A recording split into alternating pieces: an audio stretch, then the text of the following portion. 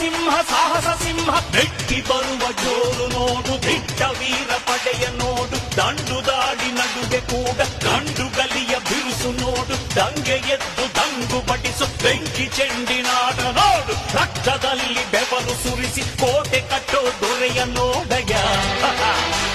ಇವನಿದ್ದ ಕಡೆಯಲ್ಲೆಲ್ಲ ಘೋರ ಸಿಂಹ ಗರ್ಜನೆ, ಅದು ಯಾರು ಬಂದರು ಕೊನೆಯಾಗದು ಸಿಂಹ ಗರ್ಜನೆ.